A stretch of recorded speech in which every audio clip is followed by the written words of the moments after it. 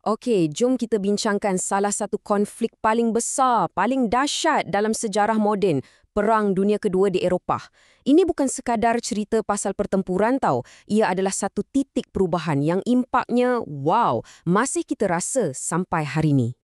Jadi, persoalannya mudah je, tapi jawapannya kompleks. Macam mana konflik paling teruk dalam sejarah Eropah ni boleh mula? Dan apa yang diperlukan untuk hentikannya? Inilah yang kita akan rungkai sama-sama. Jom kita mula. Baiklah, kita mulakan dengan dunia terbelah dua. Sebelum satu das tembakan pun dilepaskan, dunia kita ni dah pun terbahagi kepada dua kem yang saling tak sehaluan. Dan dua pakatan gergasi inilah yang bakal mencorak semula nasib dunia. Okey, kita ada dua pemain utama kat sini. Di satu pihak, kuasa paksi, diterajui oleh Jerman, Itali dan Jepun. Motif utama, perluasan kuasa. Di pihak lawan pula, kuasa bersekutu. Ini gabungan gergasi macam Britain, Amerika Syarikat, Perancis dan Rusia. Mereka bangkit untuk menentang cita-cita kuasa paksi. Pertembungan antara dua kuasa besar ni memang akan menentukan masa depan dunia.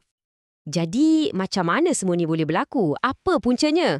Sebenarnya, ada 3 faktor utama yang jadi macam benih-benih konflik di Eropah. Benih ni dah lama berakar, jauh sebelum perang betul-betul meletus. Yang pertama sekali, fasisme di Itali. Di bawah Benito Mussolini, ideologinya simple je. Negara adalah segala-galanya. Individu nombor 2. Jadi, bagi mereka ni, cara nak pulihkan maruah negara adalah dengan berperang dan menakluki tempat lain. Contoh paling jelas, serangan ke atas Habsyah dan Albania. Pada masa yang lebih kurang sama, di Jerman muncul pula Nazisme pimpinan Adolf Hitler.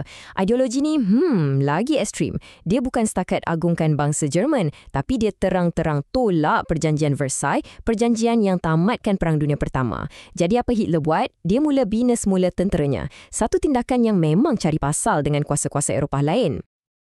Perjanjian Versailles ni, ia sepatutnya bawa keamanan kan? Tapi sebaliknya, ia jadi macam minyak yang disimbah ke api. Kenapa? Sebab bagi Jerman, syarat-syaratnya tu satu penghinaan besar. Bayangkan kena bayar pampasan perang sampai ekonomi lumpuh, lepas tu hilang semua tanah jajahan. Dan yang menariknya, Itali pun tak puas hati. Walaupun mereka di pihak pemenang, mereka rasa tertipu sebab tak dapat apa yang dijanjikan. Rasa tak puas hati inilah yang suburkan ideologi-ideologi ekstrim tadi. Dan faktor ketiga? Inilah dia, kegagalan Badan Keamanan Dunia masa tu, Liga Bangsa-Bangsa. Ia ibarat harimau yang tak ditarim. Satu-satu dia gagal. Gagal hentikan Jepun di Manchuria.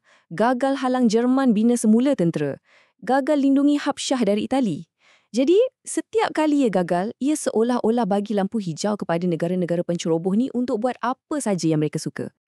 Okey, dengan semua ketegangan ni, akhirnya perang tak dapat dielakkan lagi. Dan Jerman, mereka tak tunggu lama. Terus lancarkan strategi serangan kilat yang kita kenal sebagai Blitzkrieg. Dan ia betul-betul mengejutkan seluruh Eropah.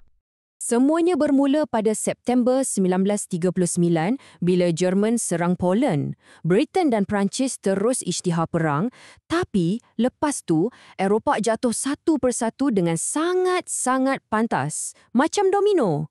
Jerman gunakan taktik Blitzkrieg, perang kilat, untuk tawan Denmark, Norway, Belanda, Belgium. Dan yang paling tak disangka, Perancis pun tumbang dalam masa beberapa minggu je.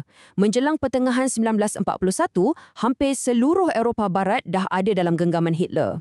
Dan dengan keyakinan tu, dia buat satu pertaruhan yang sangat besar, serang Rusia. Okey, masa ni, kuasa paksi nampak macam tak terkalahkan kan? Tapi, macam dia kata, roda tu berputar, arus peperangan mula berubah. Kuasa bersekutu tak duduk diam. Mereka mula bangkit dan atur strategi untuk serang balas. Dan titik perubahan tu datang daripada satu kesilapan yang sangat-sangat besar. Serangan ke atas Rusia yang dinamakan Operasi Barbarossa. Inilah langkah yang akhirnya akan memakan diri Hitler dan Jerman. Jadi, kenapa operasi ini gagal teruk? Banyak sebabnya. Pertama, tentera Jerman langsung tak bersedia untuk musim sejuk Rusia yang brutal. Bukan sekali tahu, tapi 2 musim sejuk berturut-turut. Logistik hancur, bekalan makanan, peluru, minyak, semua habis. Askar mereka kelaparan, kesejukan, semangat juang jatuh merudum dan kemuncaknya bila tentera Jerman menyerah kalah di Stalingrad pada Januari 1943.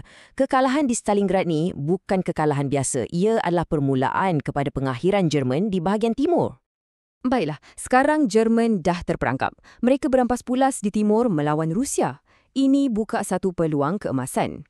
Persoalannya, macam mana kuasa bersekutu nak ambil kesempatan ni untuk serang dari arah barat? Dan jawapannya ialah satu operasi yang bukan saja besar-besaran tapi juga penuh dengan tipu helah yang genius. Kita panggil ia D-Day. Macam mana mereka buat? Kuasa bersekutu sengaja sebarkan maklumat palsu buat Jerman percaya yang serangan utama akan dibuat di Kalis. Jadi, tentera Jerman pun tumpukan pertahanan mereka kat sana. Tapi, pada Jun 1944, pendaratan sebenar berlaku di Normandy, di mana pertahanannya lebih lemah. Betul-betul satu strategi yang bijak. Selepas kejayaan D-Day, pintu ke Jerman dah terbuka luas untuk kuasa bersekutu. Inilah dia, fasa terakhir peperangan di Eropah. Dan akhirnya, selepas 6 tahun yang penuh dengan kemusnahan dan penderitaan, pada April 1945, Jerman menyerah kalah. Perang di Eropah secara rasminya tamat. Jadi, kalau kita nak simpulkan apa faktor kemenangan kuasa bersekutu, pertama sekala kerjasama strategik yang kuat antara 3 gergasi, Amerika, Britain dan Rusia. Mereka serang Jerman dari 2 arah serentak. Kuasa bersekutu dari barat selepas D-Day dan Rusia tak henti-henti menekan dari timur. Campur pula dengan kesilapan besar Jerman di Rusia, kejatuhan kuasa paksi tu memang cuma tunggu masa saja. Perang dah tamat, tapi parutnya kekal. Perang ni ajar kita banyak benda, betapa bahayanya nasionalisme melampau, apa jadi bila diplomasi gagal dan betapa tingginya harga sebuah peperangan.